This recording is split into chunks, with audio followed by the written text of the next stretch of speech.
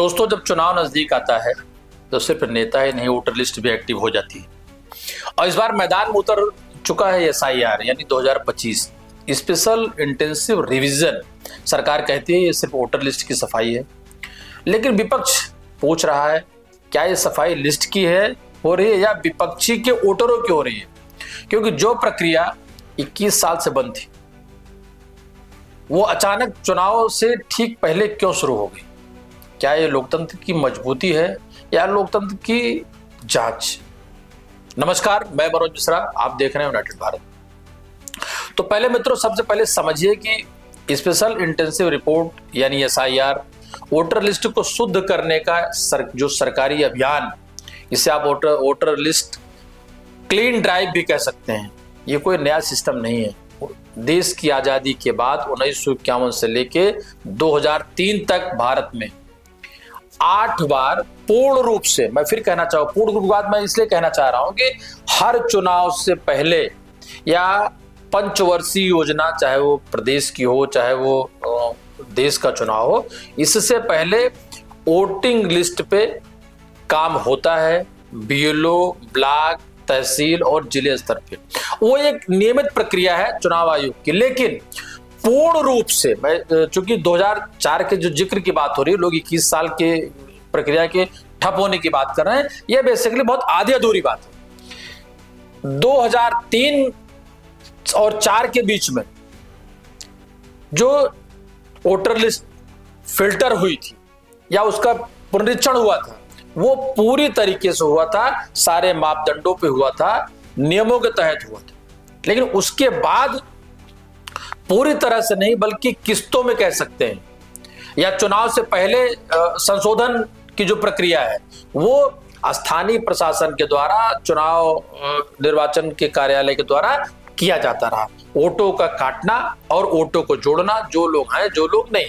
चलिए अब बात कर लेते हैं इसी सवाल को पूरी तरह समझिए। जो काम हर 7 साल में होना चाहिए था वो 2 दशक के बाद आखिर क्यों आया? ये आरोप है विपक्ष का।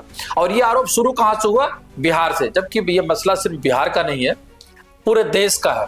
वो अलग बात हो गई कि जहां जहां भी आने वाले समय चुनाव, वहां वोटर लिस्ट को दुरुस्त कर लिया जाए, इसकी प्रक्रिया पहले दिखाई पड़ रही है। लेकिन ऐसा नहीं कि खाली ये बिहार से, बंगाल से, उत्तर प्रदेश से इसका मसला है, ये मामला पूरे देश का है।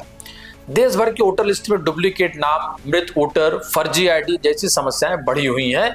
कई विदेशी नागरिक भी वोटर लिस्ट में शामिल पाए गए। इसलिए अब एक स्पेशल इंटेंसिव रिवीजन किया जा रहा है। लेकिन राजनीतिक दलों का कहना है नाम हटाने की ये प्रक्रिया कई बार चुनिंदा इलाकों में ज्यादा तेज क्यों होती है? क्या ये सफाई पूरे देश में बराबर होगी या कुछ राज्यों में होगी, या वहां होने जा रही जहां सरकार को विपक्षी दलों से डर है, या जहां पर अभी मौजूदा सबसे ज्यादा आपने इस बात को देखा होगा बिहार में। अब बिहार के बाद ममता का आपने बयान देख लिया होगा बंगाल को लेकर के। ममता फिलहाल वैसे भी केंद्र सरकार का लगातार इतने वर्षों से विरोध करती आ रही है, पर एक मोटा मोटा जो है वो उत्तर प्रदेश की बात कर ले तो ये प्रक्रिया अब उत्तर प्रदेश के अलावा बाकी 7 राज्यों में लागू हो चुकी है। अब जानिए एसआईआर 2025 की टाइमलाइन, क्योंकि इसमें हर नागरिक को बहुत सक्रिय रहना है अपने वोटिंग लिस्ट को, वोटिंग राइट्स को फिल्टर कराने के लिए। 4 नवंबर से 4 दिसंबर 2025 आपके क्षेत्र में, आपके घर में बूथ लेवल जो बीएलओ अफसर होते हैं, अब वो आपके घर आएंगे और आपसे एक गणना फार्म भरवाएंगे। आप उसको बिंदुवार चेक कर सकते हैं। आपकी जन्मतिथि, जन्म स्थान का प्रमाण पत्र, पासपोर्ट साइज फोटो लेंगे।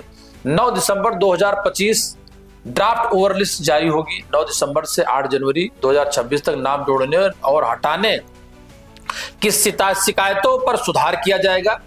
9 दिसंबर से 31 जनवरी 2026 उन शिकायतों की जांच होगी जो 7 फरवरी 2026 फाइनल वोटर लिस्ट जारी होने वाली होगी या उससे पहले, यानी 2026 के चुनाव की असली स्क्रिप्ट 7 फरवरी को फाइनल होगी। अब आता है सबसे अहम सवाल, क्या क्या डॉक्यूमेंट होने चाहिए सरकार की लिस्ट के मुताबिक, या क्या क्या दस्तावेज मान्य होंगे?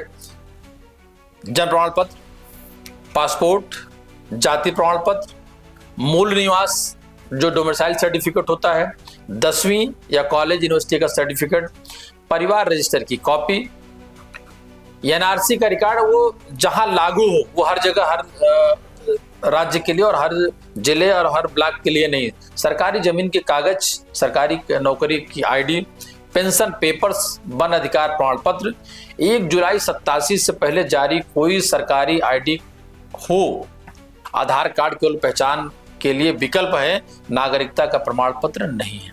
सबसे अहम, अगर आपका इससे पूर्व की वोटर लिस्ट 2003 या 2000 से 2023 के बीच में आपकी वोटर लिस्ट में आपका नाम है, तो फिर ऐसे किसी डॉक्यूमेंट की जरूरत नहीं है, बस आप उसको देख सकते हैं और उसमें संशोधन करा सकते हैं। अब आता है वो हिस्सा जो सबसे ज्यादा लोगों में कंफ्यूजन फैला रहा है। एसआईआर 2025 में नागरिकता साबित करने की 4 कैटेगरी बनाई गई है। जन्म वर्ष के आधार पर कैटेगरी 1, अगर आप 1 जुलाई 1987 से पहले जन्मे हैं तो बस 2003 की वोटर लिस्ट की कॉपी देनी होगी। उसके साथ में कोई भी एक ऐसा साक्ष्य जो ये साबित करता हो आपकी फोटो से, आपके नाम से, आपके एड्रेस से, आपका काम हो जाएगा। अब आते हैं कैटेगरी 2, अगर आप 1987 के बाद पैदा हुए हैं लेकिन 2003 की वोटर लिस्ट में आपका नाम नहीं है, तो ऊपर बताए गए 11 डॉक्यूमेंट में से कोई भी एक डॉक्यूमेंट देना होगा। कैटेगरी 3, जो लोग 1 जुलाई 1987 से दिसंबर 2004 के बीच पैदा हुए हैं, उन्हें अपना कोई भी 11 में से एक डॉक्यूमेंट और उसके साथ साथ माता पिता में से किसी एक का आईडी देना होगा। कैटेगरी 4, जो 2 दिसंबर 2004 के बाद पैदा हुए हैं, उन्हें अपना डॉक्यूमेंट और माता पिता दोनों का आईडी देने होंगे। और यही है वो बिंदु जो राजनीति का एक अहम आरोप प्रत्यारोप का कारण बना हुआ। अब इससे पूरे खेल में सबसे अहम किरदार है बीएलओ, यानी बूथ लेवल जो अफसर हैं, ये वही जानकारी सरकारी कर्मचारी हैं जो घर घर जाएंगे, आपका फॉर्म भरवाएंगे, दस्तावेज लेंगे और ये सत्यापित करेंगे। कहने को ये सिर्फ कागजी काम है, लेकिन असल में बीएलओ ही तय करेंगे कौन लोकतंत्र में रहेगा और कौन नहीं। कई राज्यों से पहले इस बात की शिकायत आ चुकी कि बीएलओ किसी के पास जाते नहीं हैं, उनके पास कोई ऐसी लिस्ट नहीं होती है, फार्म वो कहीं से कलेक्ट कर लेते हैं। तो इस सब की शिकायतों के लिए स्थानीय तौर पर उप जिलाधिकारी या ब्लॉक स्तर पर वीडियो हैं जिससे आप उनकी शिकायत कर सकते हैं और अपना नाम उन तिथियों से पहले कि आपका नाम गायब हो गया इस बात पे आप शिकायत करें, उससे पहले संशोधन की भी प्रक्रिया है जो आप जाके करा सकते हैं। थोड़ी जागरूकता आपको दिखानी पड़ेगी। अब आते हैं इस पूरी प्रक्रिया की राजनीति पर। विपक्षी दलों का आरोप है कि एसआईआर के बहाने गरीब, प्रवासी और अल्पसंख्यक वोटरों के नाम हटाए जा रहे हैं। कई जगह इसे मिनी एनआरसी कहा जा रहा है। कहीं सत्ता पक्ष कह रहा है कि वोटर लिस्ट में फर्जी नाम हटाना लोकतंत्र की मजबूती है, लेकिन सवाल यही है कि कौन तय करेगा कि कौन फर्जी है, क्योंकि अगर ये निर्णय जमीनी स्तर पर पक्षपात से भरा हुआ हो तो सिर्फ ये वोटर लिस्ट नहीं है, लोकतंत्र की एक बुनियाद है जिसमें संविधान और देश टिका हुआ है। सोशल मीडिया पर एक तरह अफवाहें हैं कि एसआईआर के बहाने नागरिकता की जांच हो रही, तो दूसरी तरफ मीम चल रहे हैं, वोट बचाओ वरना नाम गायब। सच ये है कि चुनाव आयोग ने साफ कहा है एसआईआर का नागरिकता से कोई लेना लादना नहीं, ये सिर्फ वोटर लिस्ट को अपडेट करने का एक माध्यम है जो नियमित तौर पर सरकार द्वारा चुनाव आयोग या सरकारी कर्मचारी इसको मेंटेन करते हैं। लेकिन अब सरकार और विपक्ष दोनों इसे अलग अलग अंदाज में पेश कर रहे हैं, तो जनता कंफ्यूज जरूर होगी। दोस्तों, अगर आप 18 साल के हैं या उससे ज्यादा हैं तो ये आपकी जिम्मेदारी है कि आप अपनी मौजूदगी में बीएलओ उसको ये साबित करें, उसको ये डॉक्यूमेंट दें और आप उसको उस फार्म में भरने में उसकी मदद करें। वोटर ईसीआई गवर्नमेंट इन या वोटर हेल्पलाइन ऐप में जाकर अपना नाम भी चेक कर लें, क्योंकि लोकतंत्र में अधिकार वही टिकता है जो रजिस्टर में और सबूतों में, कागजों में दिखता है। याद रखिए, चुनाव से पहले लिस्ट ही वो कागज है जिससे पूरा राजनीतिक गणित तय होता है। अगर किसी इलाके से 10,000 नाम हट गए तो पूरा समीकरण बदल जाएगा।